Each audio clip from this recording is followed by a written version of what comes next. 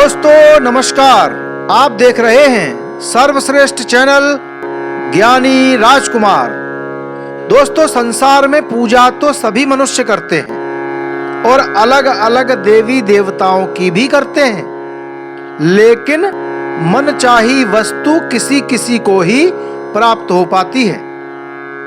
अक्सर लोग यह समझ ही नहीं पाते हैं कि किसकी पूजा करें और कैसे करें। दोस्तों मैं आपसे एक सीधा सा प्रश्न पूछता हूं कि जो सो रहा है वह आपकी जल्दी सुनेगा या जो जाग रहा है वह आपकी जल्दी सुनेगा? जो आपके आसपास विद्यमान है वह आप पर जल्दी कृपा करेगा या जिसका पता ही नहीं वह आपकी मनोकामना पूर्ण करेगा? इसलिए दोस्तों कंफ्यूज होने की बिल्कुल भी आवश्यकता नहीं है। सीधी सी बात है कि जो जाग रहा है और जो आपके आसपास विद्यमान है वही आपको मनचाही वस्तु प्रदान कर सकता है, वही आपकी मनोकामना पूर्ण कर सकता है। तो दोस्तों इतना महत्वपूर्ण वीडियो देखने से पहले अगर आपने हमारे चैनल को सब्सक्राइब नहीं किया है तो सब्सक्राइब जरूर करें और बेल आइकॉन पर क्लिक करना न भूलें। तो दोस्तों अब ध्यान से सुनिए कि हनुमान जी ही एक ऐसे देवता हैं जो कलयुग में जागृत हैं और हनुमान जी ही ऐसे देवता हैं जो चारों युगों में विद्यमान हैं, अर्थात आपके आसपास उपलब्ध हैं। अब दोस्तों बात सिर्फ इतनी सी है कि हनुमान जी से अपनी मनचाही वस्तु किस प्रकार प्राप्त करें, आखिर ऐसा क्या करें या उनकी पूजा किस प्रकार करें कि हनुमान जी तत्काल प्रसन्न हो जाएं और हमारी प्रार्थना को जल्दी सुन लें और सुनते ही हमारी इच्छित वस्तु हमको प्रदान कर दें। तो दोस्तों मैं आपको एक ऐसी चौपाई बताता हूं जिसको बोलते ही हनुमान जी महाराज आपकी मनचाही वस्तु आपको तत्काल प्रदान कर देंगे। दोस्तों वीडियो को बिल्कुल भी स्किप नहीं करना है।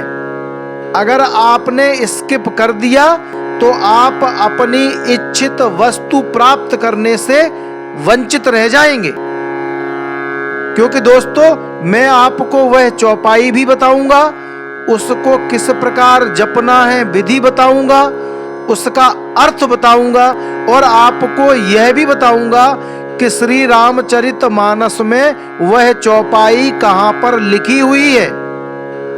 तो दोस्तों वीडियो को देखते रहिए। दोस्तों मैं आपको एक विशेष बात और बता दूं कि वैसे तो हनुमान जी महाराज इतने कृपालु और दयालु हैं कि आपको चौपाई भी बोलने की आवश्यकता नहीं थी, सिर्फ उनका स्मरण करने से ही वह आपकी इच्छा पूर्ण कर देते।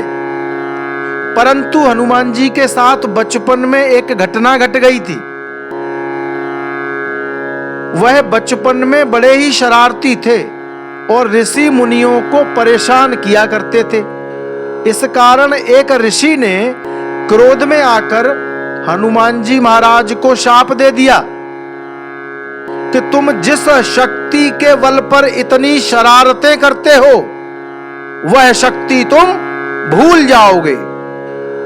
बाद में देवताओं के आग्रह पर ऋषि ने अपने दिए हुए शाप में संशोधन कर दिया कि जब भी हनुमान जी से कोई कार्य करवाना हो तो जो कोई उन्हें उनकी शक्ति याद दिलवाएगा तो वह पुनः शक्तिवान हो जाएंगे और उन्हें उनकी समस्त शक्तियां याद आ जाएंगी और याद दिलाने वाले का कार्य तत्काल पूर्ण कर सकेंगे। दोस्तों, इसीलिए जब सीता माता की खोज करते हुए जामवंत, अंगद और अन्य सेना के लोग हनुमान जी के साथ दक्षिण के समुद्र तट पर पहुंचे तो अपने अपने विचार प्रकट कर रहे थे कि सीता माता की खोज के लिए किसको भेजा जाए। तो जामवंत जी ने कहा कि मैं तो अब बूढ़ा हो गया हूं, अन्यथा मैं इस समुद्र को पार कर सकता था। अंगद ने कहा कि मैं समुद्र पार करके जा तो सकता हूं, परंतु लौटने में संशय है। तभी जामवंत जी के दिमाग में आया कि हनुमान जी को अगर उनकी शक्ति का स्मरण करा दिया जाए तो वह इस समुद्र को पार कर सकते हैं। और उन्होंने ऐसा ही किया। हनुमान जी को उनकी शक्ति याद दिलाई और तुरंत ही हनुमान जी विशाल पर्वत के समान हो गए। दोस्तों, तभी से श्री रामचरितमानस की यह चौपाई बड़े बड़े ऋषि मुनि, तपस्वी, सिद्ध पुरुष, तांत्रिक भी अपनी मनचाही वस्तु को प्राप्त करने के लिए इसका प्रयोग करने लगे। अब दोस्तों, ध्यान से इस चौपाई को सुनिए, उसके बाद मैं आपको इसका अर्थ भी बताऊंगा। तो सुनिए। कवन सो काज कठिन जग माही, जो नहीं होई तात तुम पाही।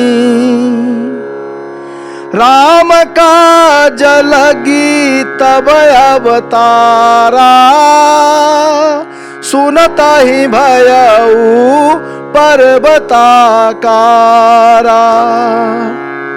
दोस्तों, यह चौपाई सुनते ही हनुमान जी महाराज को अपनी शक्ति याद आ गई और वह पर्वत के समान आकार के हो गए।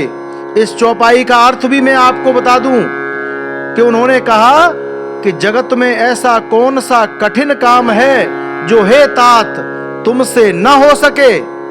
श्री राम जी के कार्य के लिए ही तो तुम्हारा अवतार हुआ है।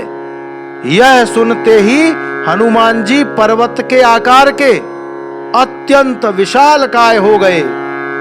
दोस्तों, मैं आपको यह भी बता दूं कि श्री रामचरितमानस के किष्किंधा कांड में दोहा नंबर 29 के पश्चात जो 5वीं चौपाई है, वह चौपाई यही है जो मैंने अभी आपको बताई है।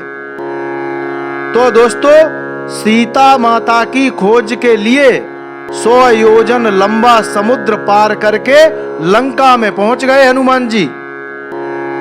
इसलिए दोस्तों, जो लोग भी श्रद्धा और विश्वास के साथ शुद्ध अवस्था में हनुमान जी की मूर्ति के सामने बैठकर या हनुमान जी की फोटो के सामने बैठकर, अगर फोटो या मूर्ति उपलब्ध न हो तो अपने मन में हनुमान जी का स्मरण करके इस चौपाई का जाप करें। जो लोग श्रद्धा और विश्वास के साथ इस चौपाई का जाप करेंगे, वह अपनी मनचाही वस्तु हनुमान जी से तुरंत प्राप्त कर सकेंगे।